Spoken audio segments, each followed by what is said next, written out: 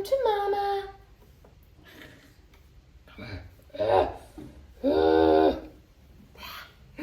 Look. Hi everyone. This is my cat. He's blind in this eye. He's called Salt, and he actually had a fight recently. He's a badass. Look at this. He's got stitches going on. When I say my cat, I mean I'm his. I mean as in like he came into my life. He told me he was moving in. He forced me to buy him food, and I had no choice. I did not have a choice, and now I don't have a choice at all. Like, I'm powerless to this. I have to accept it. So yeah. Anyway, welcome to today's video. I feel this is more like a live, but it's not. It's going to talk to you a little bit about mirroring. But this is part of my video, by the way. I'm just sporadic and in the moment. And this is me. So today's video, I want to talk to you a little bit about mirroring and a recent experience I had. This is very much based on a connection with one individual, and I'm very grateful that this individual has unconsciously, without knowing, brought me so much healing, because I've realized like, whoa, okay, I thought I was this, and this, and now I realize I'm not. So today's video is really going to talk to you a little bit about mirroring, in particular mirroring in romantic interests or romantic relationships, and how I have, and maybe you can, utilize mirroring for you to become a better partner, and to also pick better individuals for your future romantic interests. So mirroring. I'm going to talk about predominantly today behavioral mirroring. I do feel there's a little bit of a tangent with emotional mirroring, which I want to share with you as well, which is just a concept that I'm seeing a lot, that may not be something that resonates with you. So mirroring, it's a word that I can never say properly. I sound mirroring, there we go. What is it? Well, let's just say that from birth we utilize mirroring as a way of identifying who we are as people. As babies, we don't have any concept that we are anything other than our mother or our primary caregiver. So we don't think ourselves as separate. And we learn about ourselves through the mirroring of the facial expressions and the body language and the nervous system regulation of our primary caregivers. And when we're mirrored good things, we learn we are good. And when we're mirrored negative things, I never like to say the word good. I don't actually mean good, but it's simple and simplified to use. When we are mirrored negative things, we think negatively of ourselves. And depending on how our parents or primary caregivers mirror us will depend very much on how our personality is developed and our trauma and how we govern ourselves in the world as an adult. And one thing I've learned is that in especially romantic relationships, mirroring is a huge key to whether a relationship becomes compatible, and to also how we end up choosing our partners. I will talk in many videos about attachment wounding, attachment styles. I do use labels from time to time because I find it very useful, but please don't think that it's one way.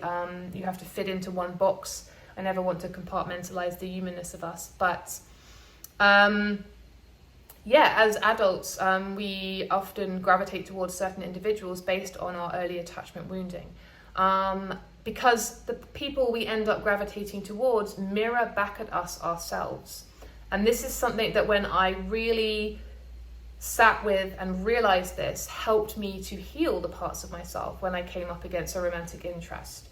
And recent events mean that I actually met somebody who I can honestly say has never ever mirrored me as intensely as anybody in my life. Even the abusive partner I was with, even my previous partner I was with for a very long time, regardless of all of my friends and family, this individual has mirrored me or does mirror me more extremely than anybody else on the planet. And when I look at this person, and unfortunately now the disconnect has happened, so it's unlikely I will ever look at this person again, but when I looked at this person, I just saw me. And it was equally terrifying and also very alluring and very powerful and very intense. And this is part of the reason why in the last video I talked about being triggered with a reaction of anger, why I was so triggered by this person, because this person, when I look at them, is me. It's like looking in a mirror. So I'm going a bit off tangent, but what I meant to say was mirroring when we're talking about romantic interests at the beginning of the relationship, even during the entire relationship, can be make or break. And depending on how we utilize this concept of mirroring will depend on whether or not we pick conscious partners, whether or not we pick individuals who are ready to meet us, and also how we navigate and maintain strong connections in those relationship spaces moving forward. So how I will describe this to you in a simple way is to say that when we look at a person, both their unwanted qualities and their beautiful qualities are mirroring something within us. So I use the example, in fact, I'll use the example of this individual.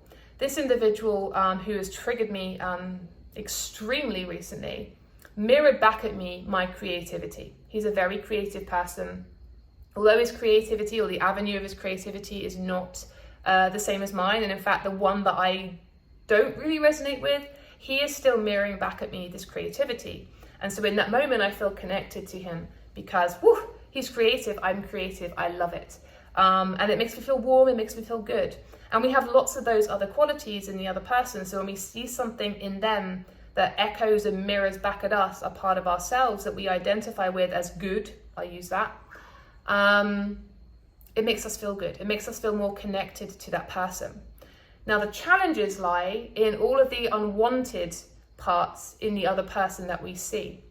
And in most relationships, people are very unconscious to this. And actually when the unwanted parts come up in the partner or the romantic interest, often what the person will try to do, unconsciously or not, is get rid of that part. So I'm going to go down and just share with you a couple from this interaction with this person and how, why and how I was triggered. So one of the parts I noticed in this other individual was his need for validation from outside sources. And can I just say, whoa, needing validation from outside sources is one of the most challenging wounds that I don't think you can ever fully recover from, because as a baby, you need validation 24/7 in order to figure out who you are, to figure out the fact that you are a separate being from your mother. So that's not necessarily a wound you can ever fully heal, and most people to some extent want and need external validation. So this is not coming from a space of judgment because, hey, I saw that part within him. Guess what? That part's within me, right? And so for me, being the loving and compassionate person predominantly, aside from the odd time I'm triggered, when I saw that need in him for external validation, my part was thinking, oh, I resonate with this part. Okay, let's give him external validation. So I did find myself unconsciously complimenting him. And believe me, the compliments were true. I wasn't faking it. I was genuinely complimenting him because I cared. And there was also that part of me inside that was complimenting him because I could see that that was a part of him that needed to be nurtured. But that part was in me. And in the moment of me validating him, that part was thinking, well, if I validate him and he validates me, hey, we've both ticked that box in that moment and we both feel good. So this is kind of a mild one as well. But it's recognizing that when we see an unwanted part within a person, and we fight against that part, what we're actually doing is fighting against that part within ourselves.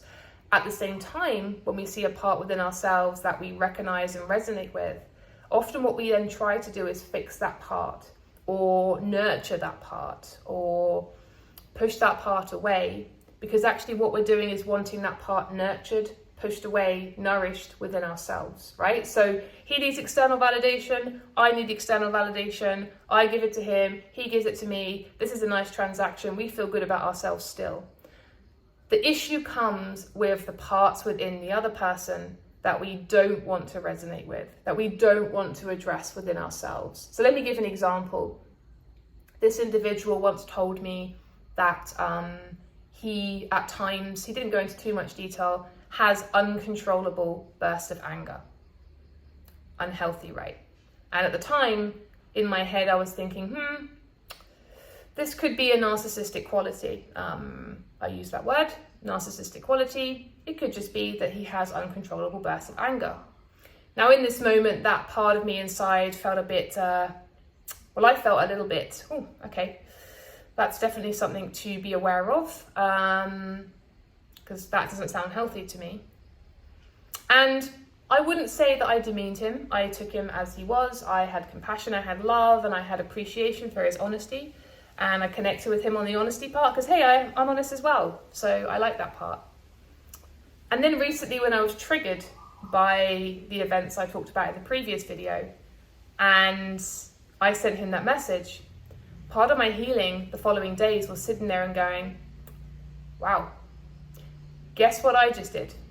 It may not have been a verbal abuse attack in front of him, face to face, but what I just did was an uncontrollable burst of anger. It may not have looked the same as what he may have done. He never warranted or exhibited that towards me.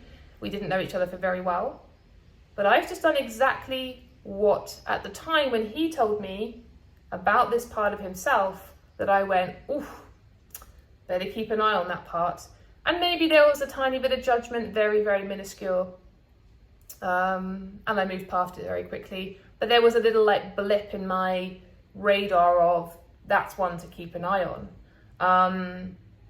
And then in hindsight, I realized, hey, I had that part within me too. And guess what? That person, in some way with their behavior, woke that part up within me and I was triggered. So mirroring, going back to the main point of this video, in romantic relationships can be an amazing tool.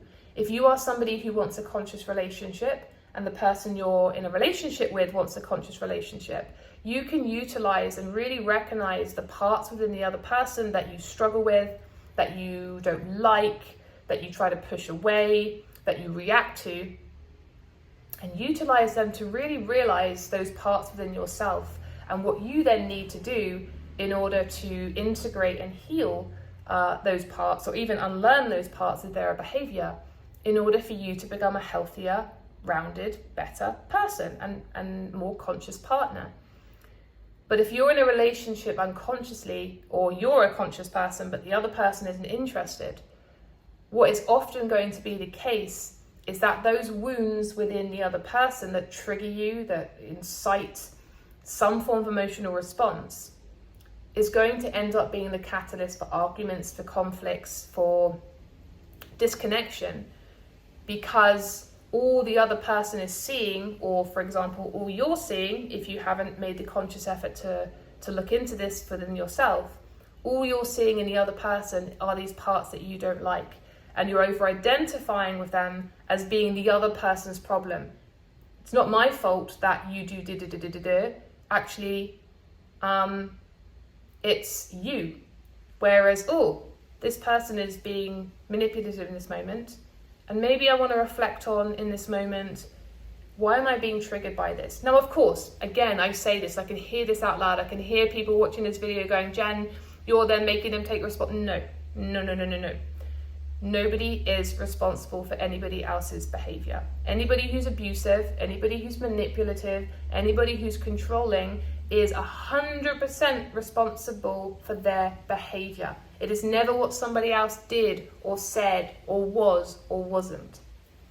And for you in that moment, the powerful thing that you can do is, if you're recognizing this abuse, you're recognizing this manipulation, and again, I'll talk about when you don't recognize it, which is where I was at. I didn't recognize it for 3 years, 3.5 to be fair. But when you're able to recognize what's triggering you and sit with, okay, is there a part within me that's being triggered by this because or is this actually behavior that I need to step away from because it's not healthy for me?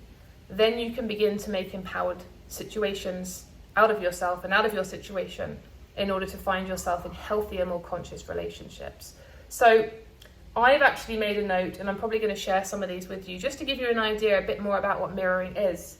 But when I sat with myself and I wrote down all of the wounds that I saw within this person, and then how they linked up or resonated with the wounds within myself, it really gave me a wonderful opportunity, or is beginning to, as I'm only just starting to, a wonderful opportunity to go, okay, so I have these wounds within myself. Where can I go to integrate these wounds? Which of these wounds do I feel are important for me to address? Some of them, you know what, I like that. Okay. For example, one of them is that both of us, myself and this person, dress to gain attention. We both wear eccentric clothing, colourful clothing. When I go out clubbing, I'm not wearing very much. I dress very eloquently. I have my tattoos on show. I'm aware of the fact that I, in part, dress eccentrically or dress colourfully or dress provocatively to gain some attention. And I'm okay with that. That's not a part of me that I feel I need to heal or unlearn or push aside. That's an amazing part of me. That's the part of me I want to encourage more because it's creative, right? And within him as well, I'm sure that's not a part of him he needs to change or wants to change. That's beautiful. It's a beautiful part of him. So there are some parts that I'm like, you know what? That's okay. I love that part of me. I'm not even that overly bothered by the need for validation. Sometimes, yeah, I may, if I'm really struggling and want someone to validate me so badly that I'm suffering, then yeah, it's a problem, but I don't have that. So some of these parts I'm looking down going, okay, these parts are fine. And then there are other ones that I'm like, okay, that could be something I could utilize. That could be something I can work on to ensure that any future connection with this person or with anybody else is far healthier for me. And I've got a space now of empowerment to, again, as like my previous video, to take responsibility for my own behavior, for my own internal environment, to make sure that my relationships and my emotional experiences are the strongest, most healthiest versions that they can possibly be.